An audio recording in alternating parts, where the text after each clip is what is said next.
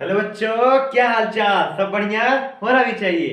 अब हम लोग आ गए हैं अपने रिस्पायरेशन पे।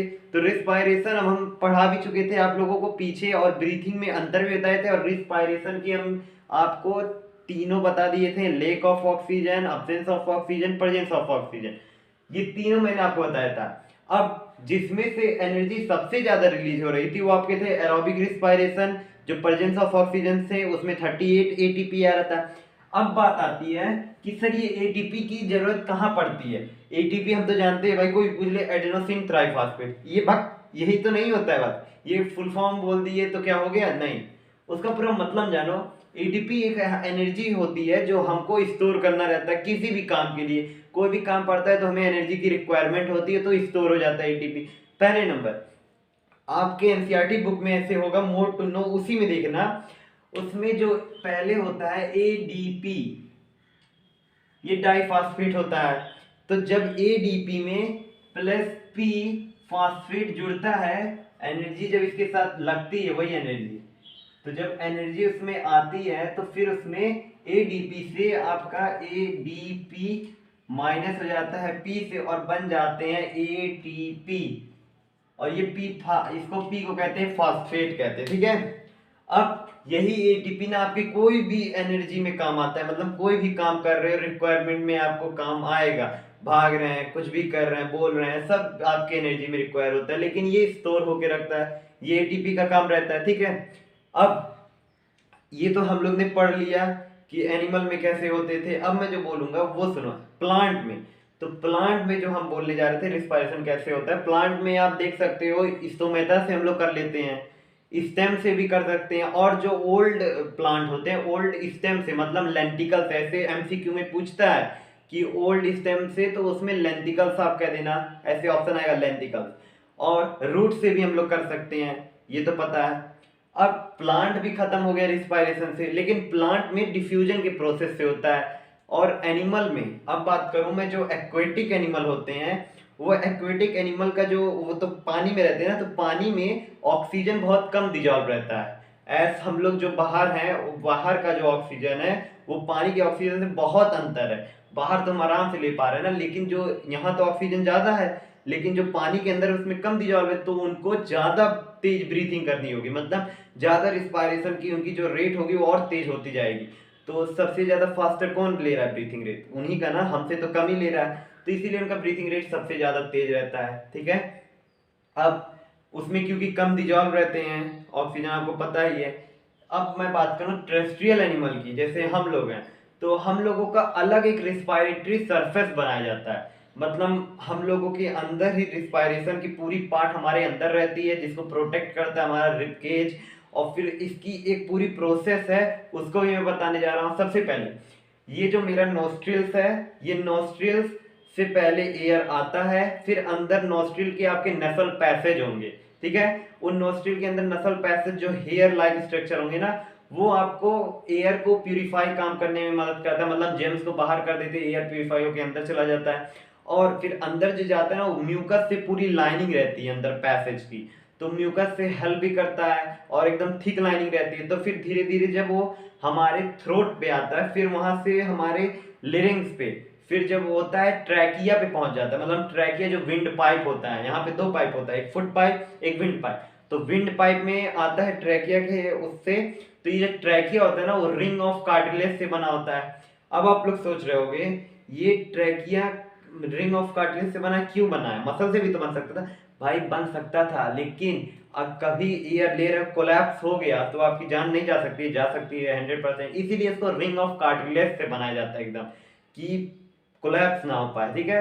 अब जब धीरे धीरे विंड पाइप से आपके क्या कहते हैं उसमें जाएगा एक बैलून लाइक स्ट्रक्चर में, मतलब ब्रोंकी से, फिर ब्रोंकियोलस में, फिर एल्वुलई में जाएगा। एल्वुलई जो है ना, वो आपका क्या कहते हैं पिलर है, और एल्वुलस आपका सिमुलर है, ठीक है। अब एल्वुलई जो है ना, ऐसे देखोगे, ऐसे आप ऐसे करके ऐसे लंग्स में देखोगे, ऐसे छोटा छोटा छोटा छोटा ऐसे जाएगी ये एल्वेओली। ये एल्वेओली जो है ना, इसी के अंदर बैलून लाइक स्ट्रक्चर इसी को कहते हैं, इसी में हमारे एयर आते हैं। और ये पूरा एक्सटेंसिव, मतलब जितनी एल्वेओली रहते हैं सब ब्लड रिच रहते हैं, वेसल्स रहते हैं, मतलब ब्लड रिच वेसल्स रहते हैं, और इसके अंदर ब्लड सारी सप्लाई होती है। यहाँ एक्सचेंज ऑफ गैसेस होते हैं। जो एक्सचेंज ऑफ गैसेस होता है यहाँ वो डिफ्यूजन के थ्रू होता है। फिर मतलब एक ऑक्सीजनेशन ब्लड एयर आया, फिर जो ब्लड हमारा कार्बन डाइऑक्साइड पूरे बॉडी से आया है वो यहाँ एक्सचेंज हो जाता है, इसमें कार्बन डाइऑक्साइड चला जाता है और ऑक्सीजन इधर आ जाता है डिफ्यूजन के थ्रू। फिर वो ऑक्सीजन जाता है पूरे बॉडी में फैल जाता है और यहाँ से कार्बन डाइऑक्साइड बाहर हो जाता है। बात समझ में आई? अब ये सब जो प्रोसेस था ये सारा हमारा रिस्पायरेटरी सरफेस करता है, ये इतना समझ जाइए। अब अगर मैं कहूं डिफ्यूजन के थ्रू ही हमको पूरा करवाना रहता रिस्पायरेशन तो इम्पॉसिबल था। अगर डिफ्यूजन के थ्रू तुम कराओगे ना तो यहाँ से लंग से लेकर तुम्हारे उंगलियों की जो होती है ना, पैर की उंगलियां, वहां तक पहुंचने में 3 साल लग जाता। इसीलिए भगवान हम लोगों के लिए एक रिस्पायरेटरी पिगमेंट बनाए हैं। रिस्पायरेटरी पिगमेंट मतलब हीमोग्लोबिन।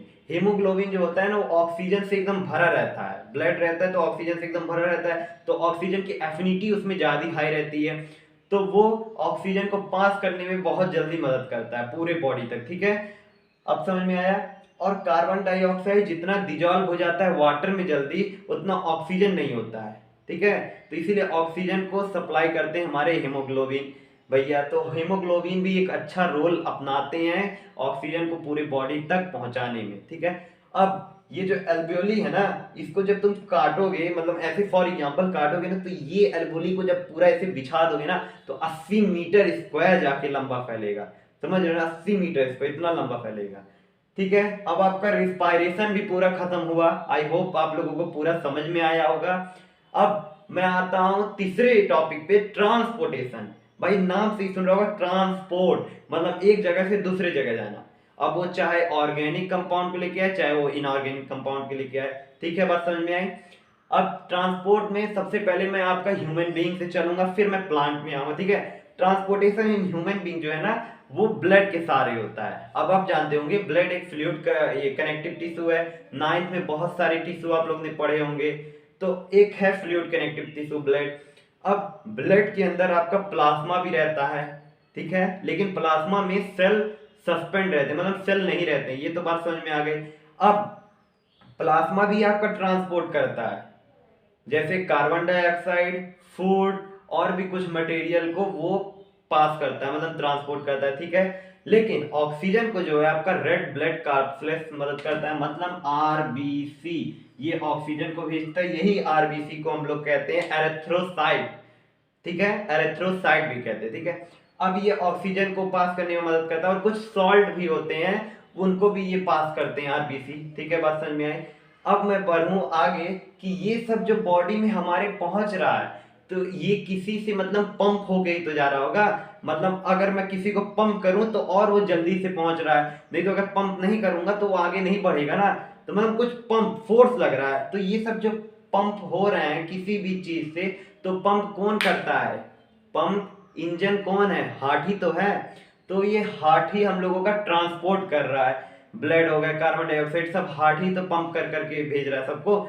तो अब हार्ट के बारे में चर्चा करते हैं, पूरा हार्ट की चर्चा होगी। ठीक है, आवर पंप हार्ट, ये होगा टॉपिक आपका एनसीईआरटी में। ठीक है, अब हार्ट की साइज क्या होती है वो मैं बता दूं। हार्ट की साइज ना आपकी जो ये मुट्ठी बराबर होती है उतनी होती है हार्ट की साइज, इससे थोड़ी सी बड़ी तो मुट्ठी के बराबर। अब एक छोटे बच्चे का हार्ट, मतलब जो पैदा हुआ उसकी जितनी छोटी मुट्ठी होगी उतना ही छोटा हार्ट होगा उसका। ठीक है, अब ये हार्ट में आपके दो ब्लड जाते हैं, ऑक्सीजनेटेड, डीऑक्सीजनेटेड, और दोनों डिवाइड होते हैं। मतलब भगवान ने इतना अच्छा नेचर ने हमें वो बना के रखा है कि दोनों डिवाइड रहते हैं, मिक्स नहीं होते हैं।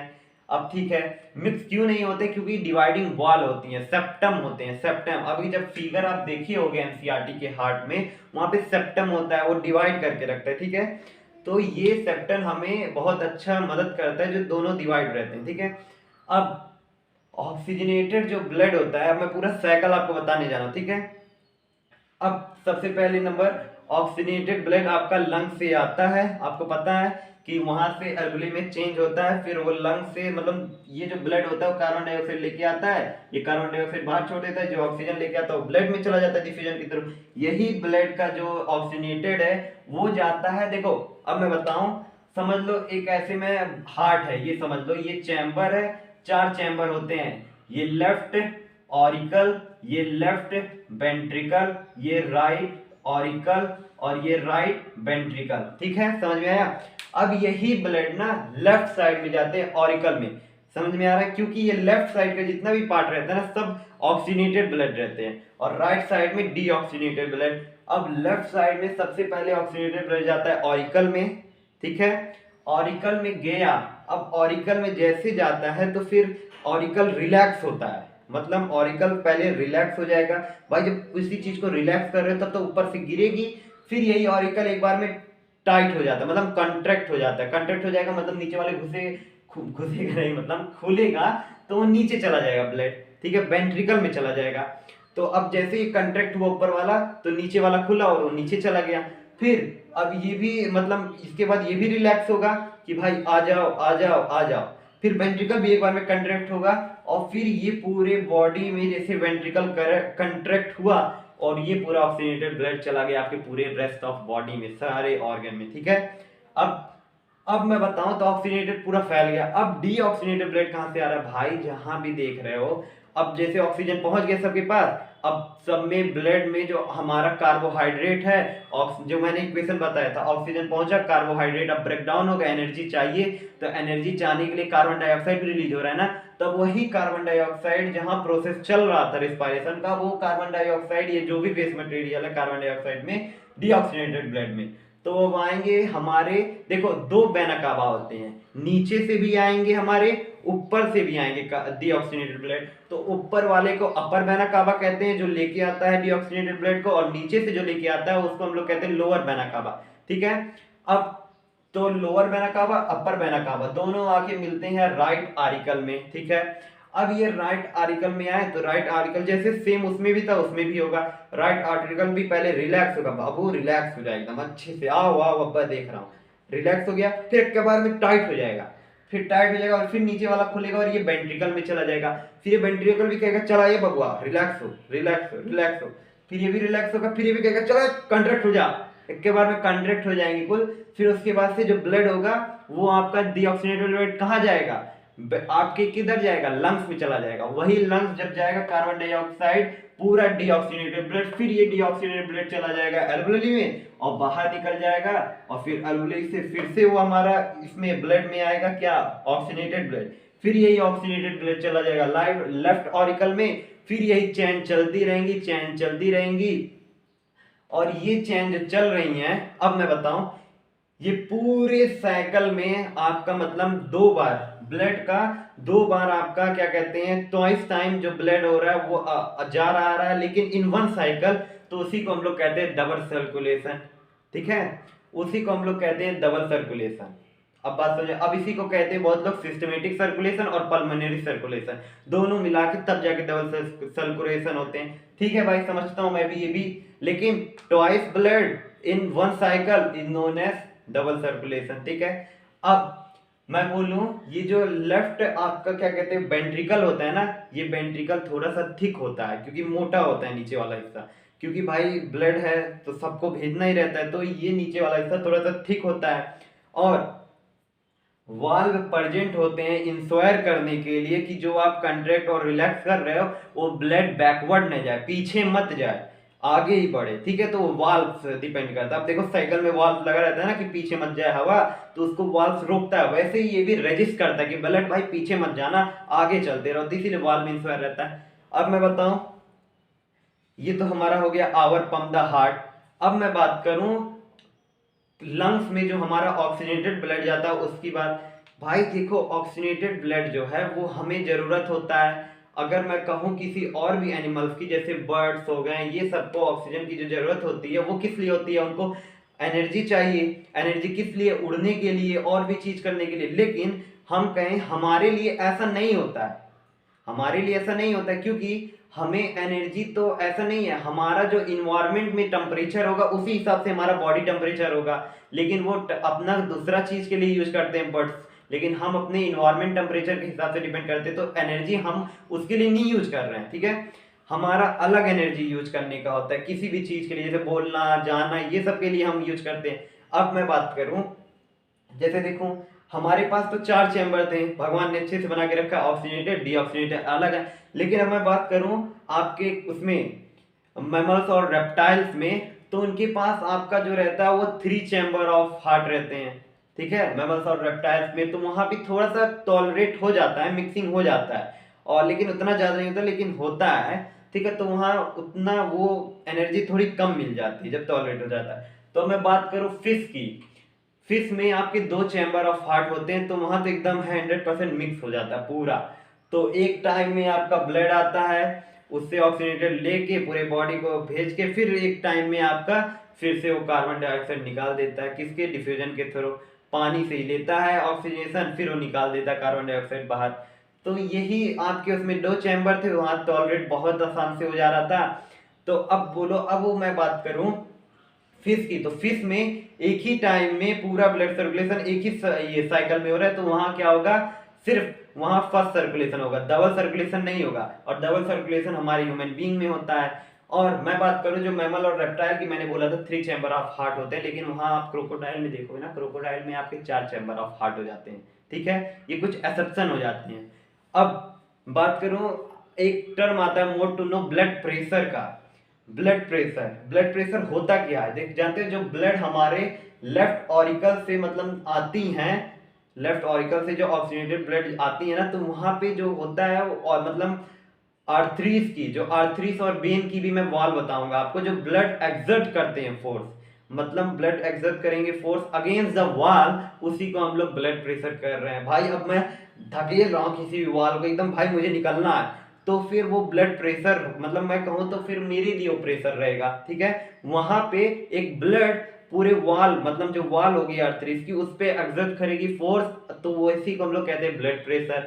अब ये एक्सर्ट करती है, इसीलिए जो हमारी आर्थरीज होती है उसको थिक बना दिया जाता है कि उतना ज्यादा एक्सर्ट ना कर पाए। इसीलिए अगर वो थिन रहेगी तो भाई रैप्चर होके खत्म, और रैप्चर रैप्चर हो जाएंगे हम लोग। ठीक है, तो इसीलिए उसको ठीक बना देते हैं।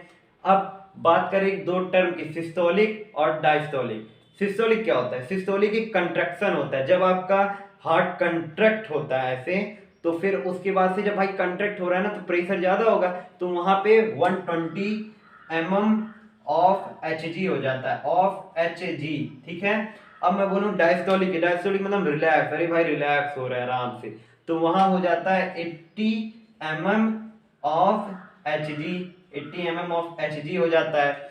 ठीक है, ये दो टर्म जानो क्या होता है, अब मैं बता दिया।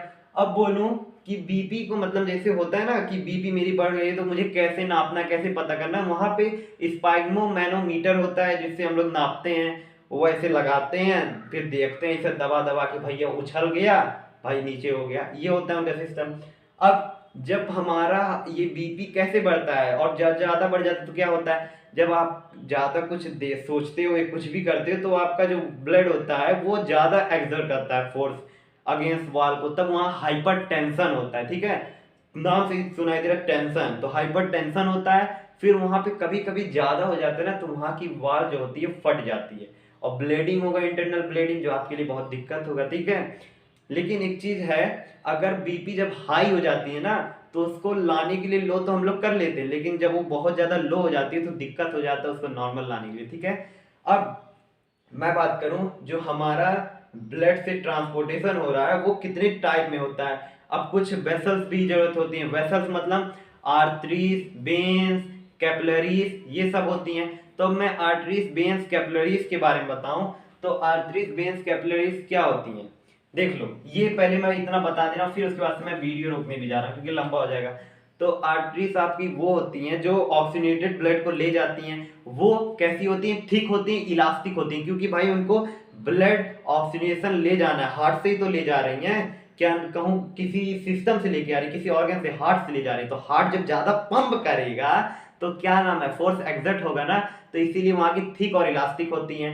लेकिन एक चीज है एक्सेप्शन में, पल्मोनरी आर्टरीज, ये जो पल्मोनरी आर्टरीज है ना, ये डीऑक्सीजनेटेड ले जाती हैं। तो राइट साइड में होती हैं। और लेकिन अब मैं बोलूँ वेन्स में, तो वेन्स आपका डीऑक्सीनेटेड ब्लड ले जाता है, और कहाँ से, वो किसी भी आपके ऑर्गन से ले जाता है, इसीलिए उसकी थिन रहती है, इलास्टिक नहीं रहती है, लेकिन वहां वाल्व प्रेजेंट रहता है। क्यों वाल्व प्रेजेंट है भाई? क्योंकि वो लेके आ रहा है, अब कहूँ गिर जाए नीचे धकेल के तब, इसीलिए तो वाल्व इंस्पायर रहता है कि भाया ना गिरे, हम तुमको संभाले हैं, इसीलिए। अब मैं बात करूं उसमें भी वेन्स में आपके कुछ एक्सेप्शन होती हैं। पल्मोनरी वेन्स, पल्मोनरी वेन्स क्या, पल्मोनरी वेन्स ये होता है वहां से ये ऑक्सीजनेटेड ब्लड जाती है, डीऑक्सीनेटेड नहीं, ऑक्सीजनेटेड ब्लड, इसीलिए वो एक्सेप्शन रहता है और वो लेफ्ट ऑरिकल साइड जुड़ जाता है आपका क्या, पल्मोनरी वेन्स, ठीक है। अब मैं बोलूं कैपिलरीज लास्ट, ये कैपिलरीज क्या है? जब भैया आर्टरीज आपकी ऑक्सीजनेटेड ब्लड लेके पूरे ऑर्गन में जा रही, क्या मालूम कहूं ना घुसर पाए, कहूं ना पहुंच पाए, तो कैसे पहुंचेगी, इसीलिए वो बट जाती, कहती भैया चलो मैं बट रही हूँ धीरे धीरे सब में, कि मतलब सब पाओ, होना इंसाफ सबके साथ हो, तो बट जाती हैं। फिर वो धीरे धीरे जो बढ़ती है ना, वो एक सेल बना लेती है, मतलब वो थिक वॉल बना लेती है, वो वन सेल थिक वॉल होता है, इसीलिए वो कैपिलरीज नाम रखा जाता है। और वो कैपिलरीज फिर धीरे धीरे मतलब आर्टरीज से निकली, फिर वो धीरे धीरे वेन्स में चली जाती है, मतलब ऑक्सीजनेटेड आई, फिर वो डीऑक्सीजनेटेड के लिए वेन्स में चली जाती हैं कैपिलरीज। बात समझ में आया? अब वेसल्स आपका कंप्लीट हुआ। अब मैं अगले वीडियो में आऊंगा तो आपका 2 बचा है टॉपिक, नहीं तो ये ट्रांसपोर्टेशन ह्यूमन भी खत्म हो जाता है। 2 टॉपिक क्या, मेंटेनेंस बाय प्लेटलेट्स और लिम्फ, ये 2 बचे हैं। फिर उसके बाद से मैं ट्रांसपोर्टेशन इन प्लांट चालू करेंगे, फिर एक्सप्रेशन, फिर पूरा चैप्टर खत्म। तो अभी के लिए मैं चलता हूं, आप लोग पढ़ते रहना, और बायोलॉजी कुछ है नहीं, जितना बोलता हूं सुनते रहो, थ्योरी है, बस समझ में आना चाहिए, ठीक है। Bye bye.